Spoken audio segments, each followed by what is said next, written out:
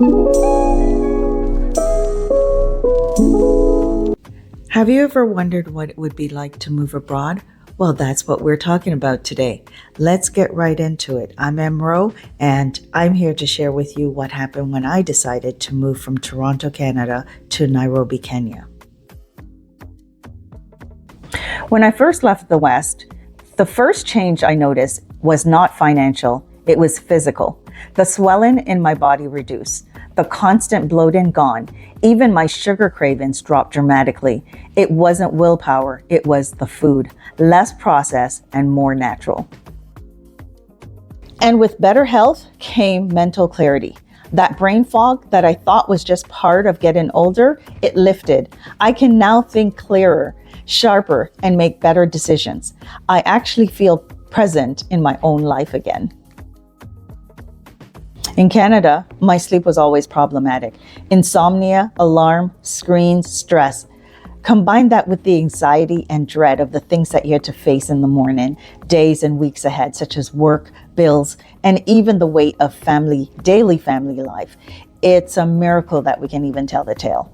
So when I moved abroad, my body naturally fell into its own circadian rhythm. Now, when I wake up, I am refreshed, not exhausted. Now here's a big one. In the West, everything is hurried, urgent, almost an attack on your system.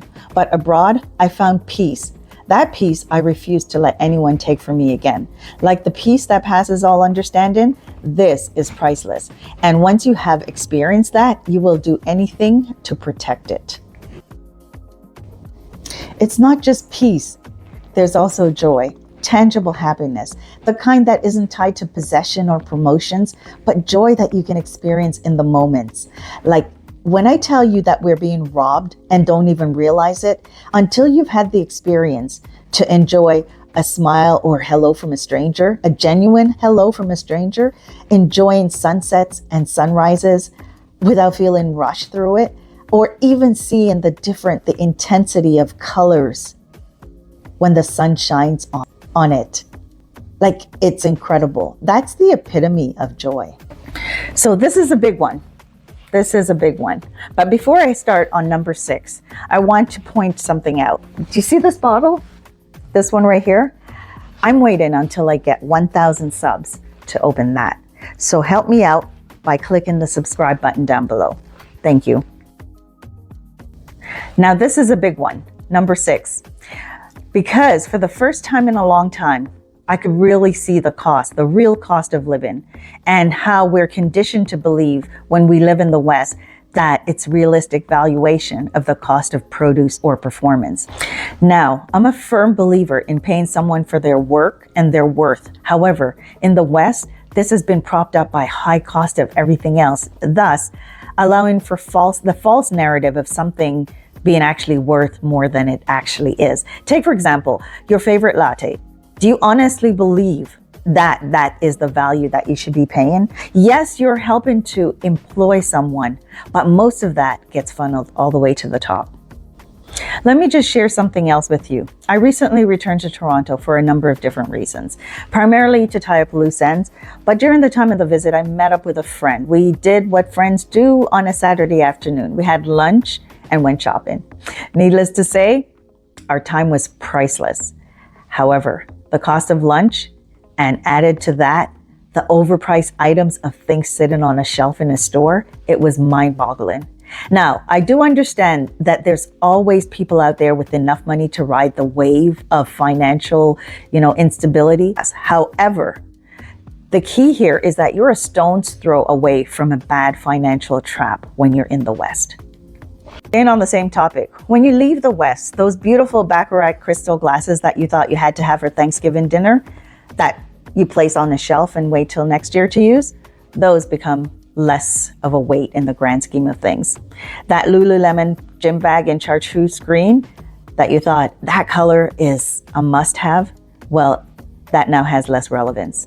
And the All Saints leopard print trench coat that you have no business adding to your wardrobe, again, it just seems to be less and less appealing. And it's so liberating. Now let's talk about time. In the West, time feels stolen. The grind consumes you. Let's say it again for the ones in the back. The grind, the hustle, the leveling up, it all consumes your time. It consumes you. But abroad, you're able to reclaim it. Slower mornings, longer conversations, space to think, time to actually enjoy life. To be able to reclaim your time is one of the greatest wealth transfer that you'll ever experience. Moving right along, reason number 8. Without question, the sun hits differently. The rain feels purifying and nurturing at the same time. I notice a rhythm of the seasons.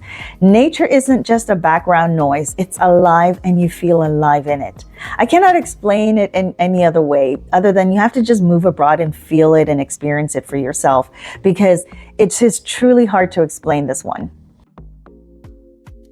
Now let's keep going. This is where I could lump a number of different points into a wider topic, but I think that you need to explain them separately.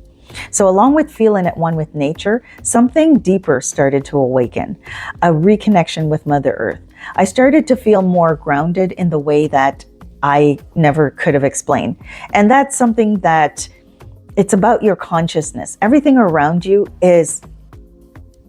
you can tap into once you start to pay attention. It's as simple as that. Everything around you is connected to you. Hard to dive in.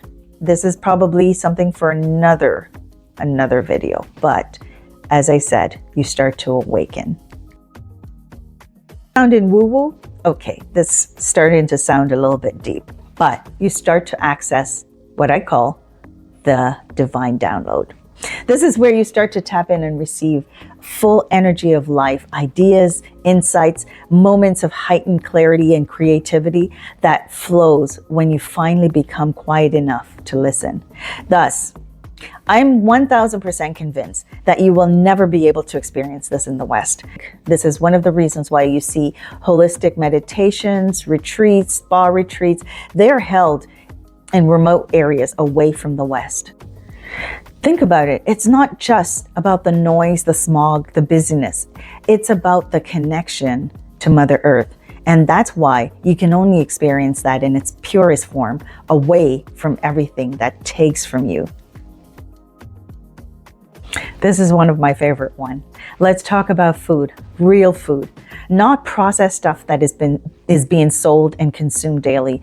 Real food tastes different. Fruits and vegetables are so flavorful and tasty and sweet, with real enzymes to help your body absorb proper nutrients and to do the vital important thing of eliminating waste.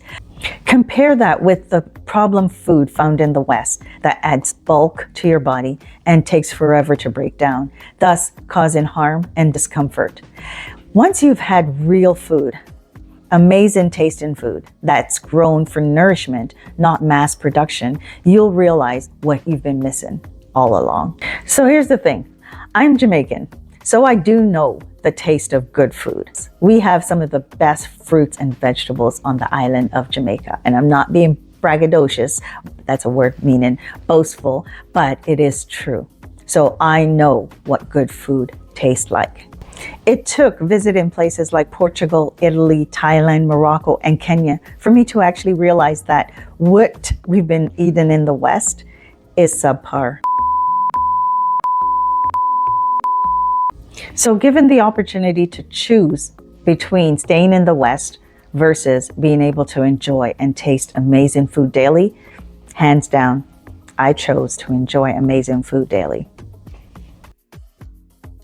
Finally, number 12. Last, but certainly not least, number 12. Traveling abroad.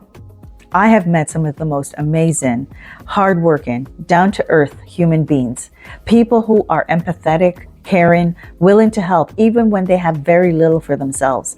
And this is certainly not because they're trying to gain something from you, but because that's who they are. They know humanity, community, and selflessness. Over the years of my traveling, I'm reminded of this Cuban farmer and his wife who invited us to his farm for lunch. And though they had very little, they prepared an amazing feast out of the kindness of their hearts. Or the Rwandan driver, after getting stuck in the mud twice, after a rainfall, who went out of his way to make sure that we got back to our house safely when he could have just dropped us off at the estate gate. Last one, the henna soup vendor in Morocco who helped us find our way back to the bus as we wandered off in a different direction when we got caught up looking for the perfect spice and henna in the soup. Listen, what I'm trying to say is these aren't just random people. They're people, human beings with a heart, families, a life, and a story. They're often viewed as a collective. They're, they, them. Those are pronouns, not people. Moving abroad has taught me that. You don't have to take my word for it, but trust me when I say you're fearing the wrong things. So what happens when you leave the West?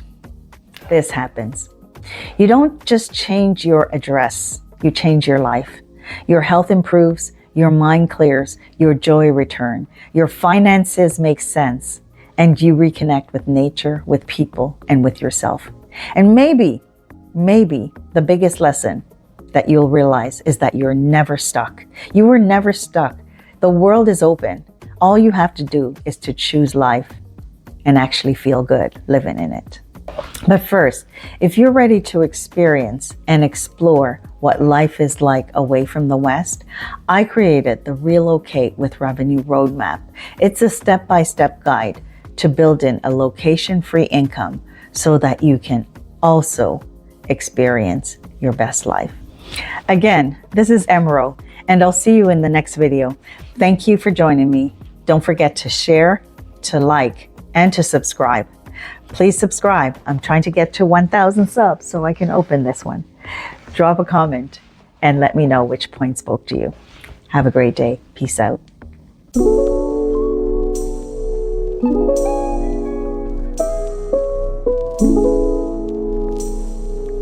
Thank you.